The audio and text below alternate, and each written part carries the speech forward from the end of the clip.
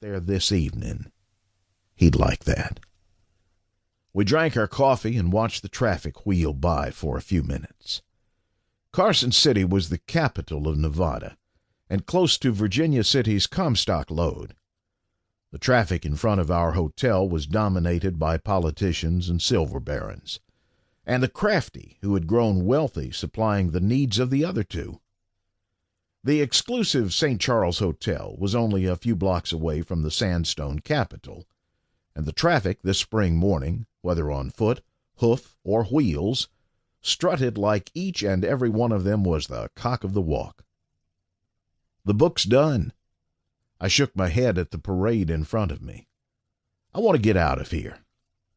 I'm ready to get too. Been thinking about returning to Leadville.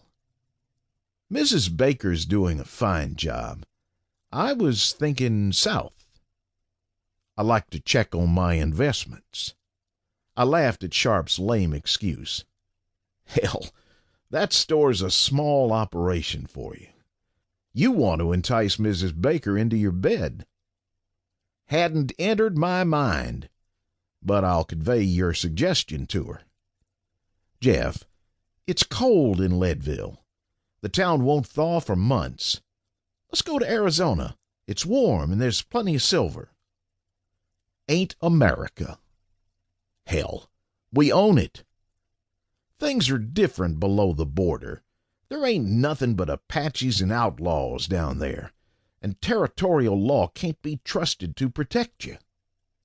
That's why I want to go to Prescott. John C. Fremont's the territorial governor. I can get him to grease the wheels for us. You know him? I laughed. Not really, but I've sat on his knee. Hope that weren't recent. 25 years ago. I was 6, still too old to be bounced on someone's knee, but the old Pathfinder insisted.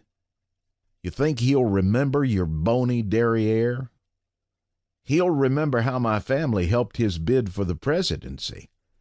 The Republican Party was new, and he needed New York money and publicity.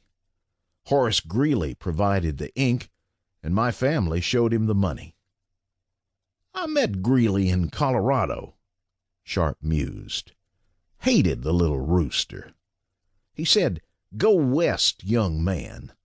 But he wanted them to build some sort of Garden of Eden out of this wilderness. Don't expect that's what Fremont's doing in Arizona. Doubt it.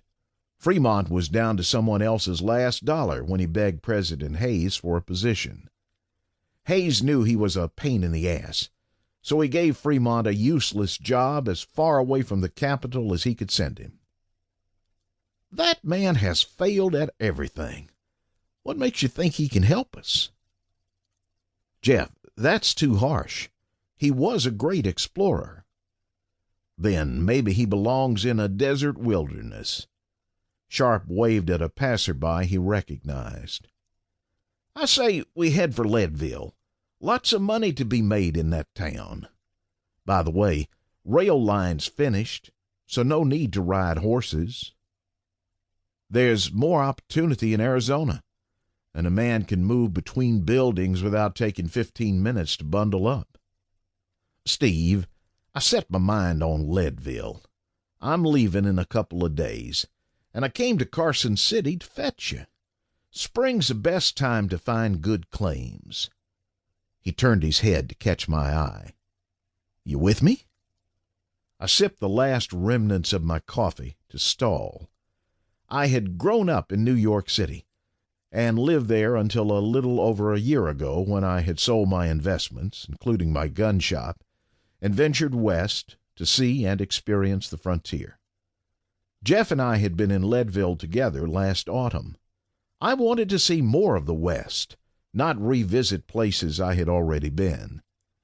Sharp was the biggest private mine operator in Nevada, and it appeared he wanted to extend his silver holdings to Colorado.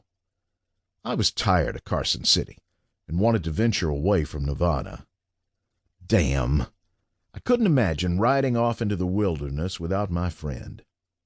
I sighed and set my empty coffee mug down. Will you go to Arizona with me?